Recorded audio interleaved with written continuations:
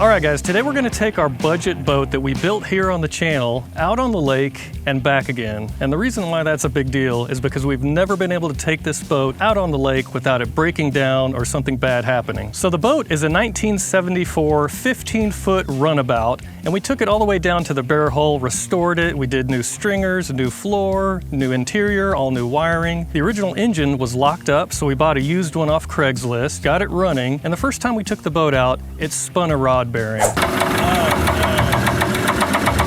no. That's a bearing. So we bought a new long block, totally rebuilt, put it in, and the first time we took the boat out with this new engine, the carburetor started messing up, the float was sticking, it wasn't running right, even though it was a brand new carburetor, and then it broke down the next time we took it out because I used RTV on the fuel tank to seal the top, and some of that got into the fuel tank and was clogging up the fuel system. And then we took the boat out again, we got caught in a storm, and the last time we took it out, it decided it didn't want to produce spark anymore, so the engine stopped running. I couldn't get it to work, and for the first time, I had to pay $300 for a towboat company to bring us back to the dock. So I think I figured out why it stopped running. It's kind of a weird failure, so I figured today we'll try and fix it, take this thing out on the lake, see if we can make it back without breaking down. That's it. That's all this boat needs to be able to do. Unfortunately, I wanted to try and build this budget boat to show everyone that you can spend a little bit of money on an old boat, get it running good enough that you can have fun out on the lake. And all I did was prove that you can spend some money on a boat and make it totally unreliable and break down every single time. All right, so the last time we took this thing out, we made it about 10 miles across the lake and it stopped running. We started troubleshooting and no spark, which is interesting because there's not much to this ignition system. So this is a 3-liter Mercruiser, 1974 technology. So you basically got a coil and a distributor, and that's the extent of the ignition system. So there's really not much to go wrong with it other than these two parts right here. The worst thing about it is paid $300 to get towed back, and then of course the thing fires up and it works just fine after that. So what I think goes wrong is the coil. I think when it gets hot, stops working correctly, cools back down, it works again. It's an oil-filled coil.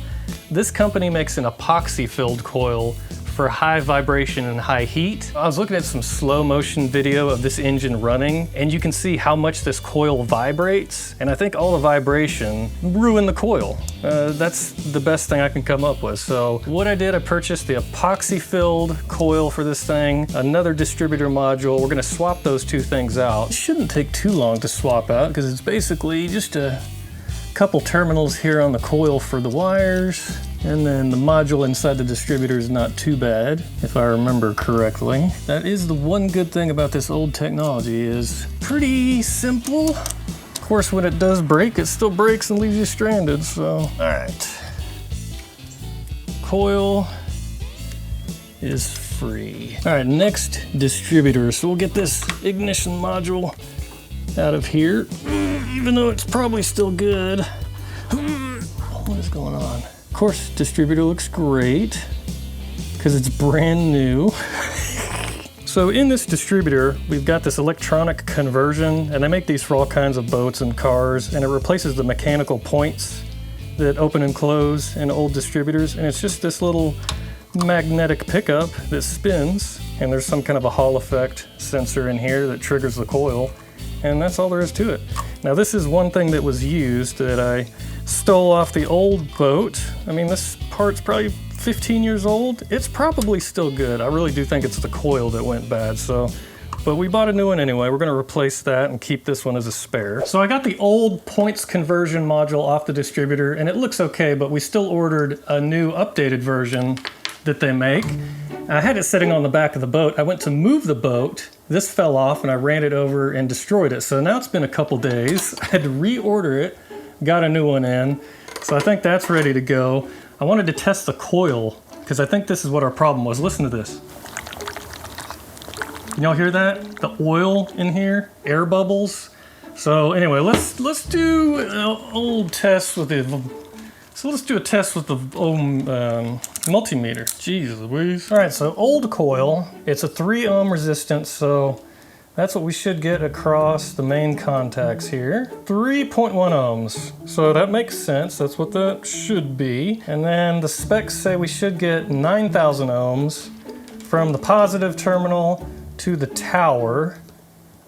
Let's see what we get there. Oh, 54,000 ohms. So we're a little bit out of spec there.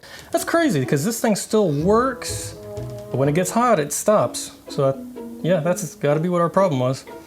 Let's check the new coil. Okay, the new coil says it's 0.6 ohms, very hot, whatever that means. It also says you should get the epoxy version of this coil when extreme vibration is a factor. So yeah, I think that's just me being an idiot and not ordering the right coil, because that engine obviously vibrates like no other. So let's test the new coil, 0.6 ohms. And then to the tower, we should have that 9,000. Let's see what we get. 9,300 ohms. So that seems like it's good. Brand new coil. It should be. Let's throw all this in the boat. Go test it out. Okay, let's throw our module back in the distributor here. They make these for all kinds of old distributors for just about any kind of engine in a car or boat that uses old points. They've been pretty good.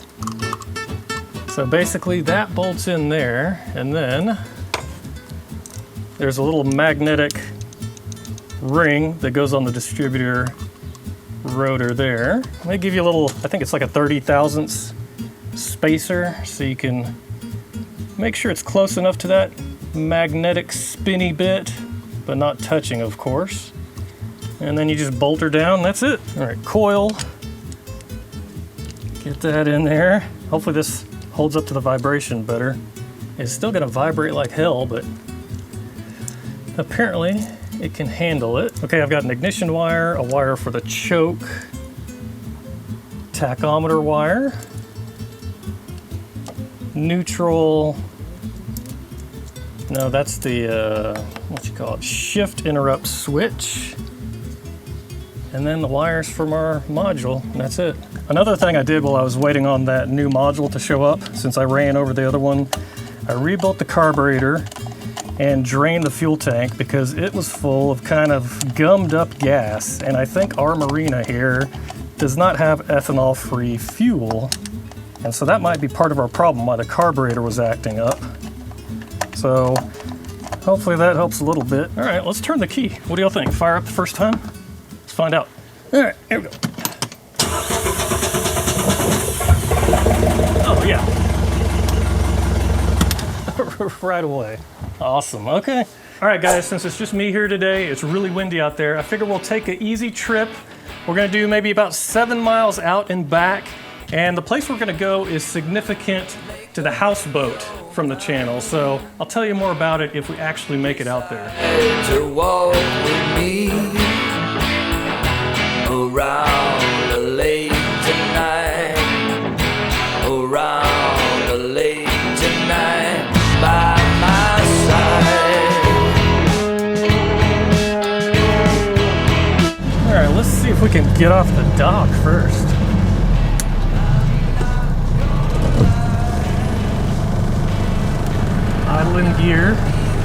Idling gear 750, it's pretty good. Okay, we've made it past the breakwater. I figure what I'll do, we'll get out here away from land just a little bit and check the timing. So right now, we're at 850 RPM in gear at idle, and it's idling okay. The tachometer apparently has stopped working, even though it's only 2 years old. 11.2 hours on this engine. Tachometer has already stopped working, so that's cool. Temperature looks good. Oil pressure is at 30-ish, looks like. Volts are good, so alternator's charging. The fuel tank is totally full. It was overflowing out the top, but it's reading barely over 3/4 of a tank, so who knows if the fuel gauge is working. All this, again, is pretty much brand new, 11 hours. The tachometer already stopped working. I can promise you, you'll stay as beautiful. All right, it's windy. We got 15-mile-an-hour gusting 25 today. So it looks like it's white capping out there in the big part of the lake. That's okay, we'll figure it out. We're also in the worst boat for a big lake like this. It's a tri-hull, so instead of a V, it's got a little V and then these side parts that come down. So basically the waves hit the hull in 3 places, and it rides terrible. It was a terrible design. That's why they stopped making little tri-hulls like this. Bring her up a little bit here.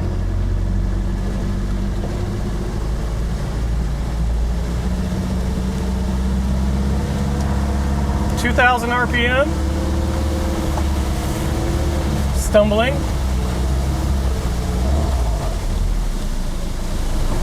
Uh-oh.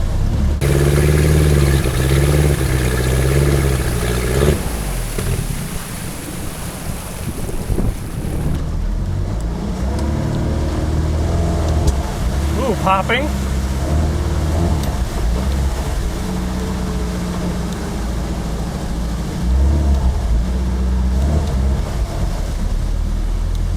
Not good. Not good. Not good.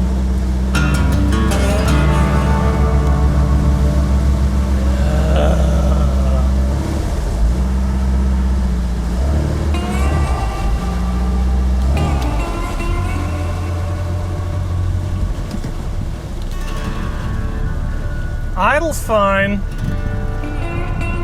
Doesn't seem to want to get up on plane. Let's check the timing. Check the timing. Make sure timing's right. It's idling 900, not in gear. All right. No water in the bilge. That's good. All right. Timing should be 6 degrees at idle. 5.6. That's pretty much. It's pretty much dead on. Pretty much dead on. Okay. I'm gonna try richening up the carburetor a little bit. Let's see. Let's give her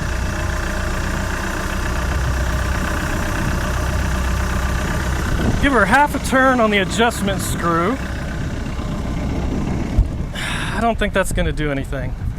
This seems like a float level issue, even though I've just rebuilt it and set the float with the ruler.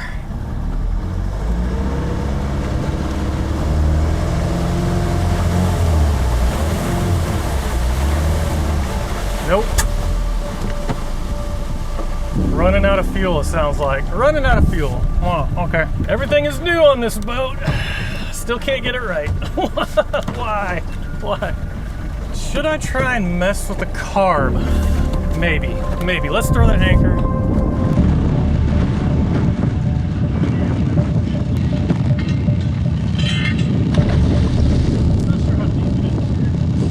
All right, anchor's holding us into the waves here. I don't know, boys. This is a interesting one. It's popping after a few seconds of trying to run up at about 2,000 RPM. It's like it's running out of fuel. But the carburetor's been rebuilt, fuel system cleaned out. I thought the float level was set correctly. That's the only thing I can think of. Maybe I can take the top of the carb off while we're out here floating around. Check the float level. All right, it's a little windy out here. We'll see what we can do though. All right. Okay.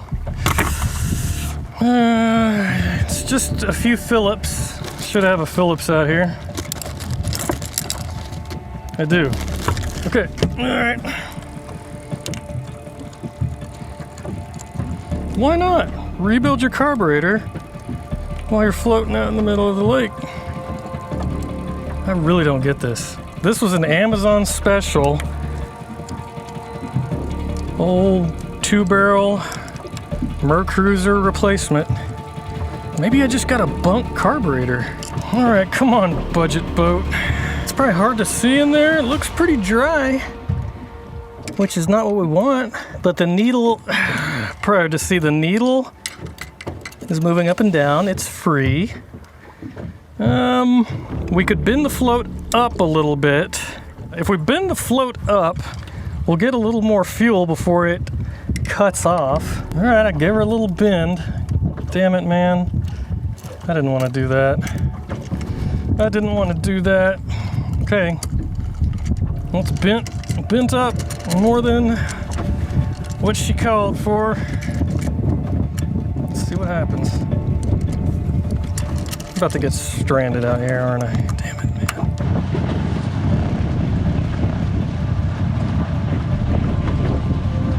that do anything? Here we go.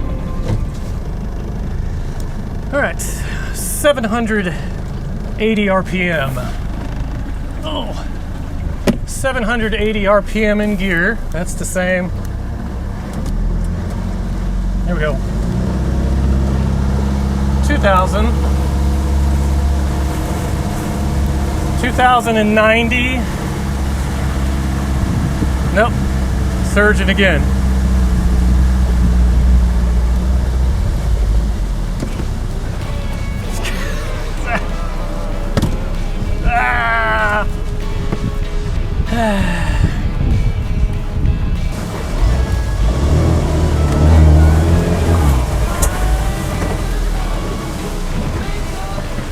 It's even worse than the last time we took it out. I made it worse again. Made it worse again. I don't know how.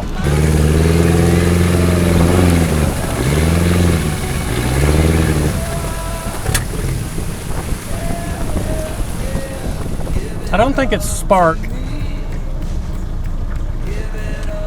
I mean, it could be. Nothing would surprise me, but it idles so good, it cracks right off. Let's see, kill it, hot engine, fires right up, idles in gear. Not that I'm an expert carb tuner, obviously, but it seems like over the years that sounds like a running out of fuel problem.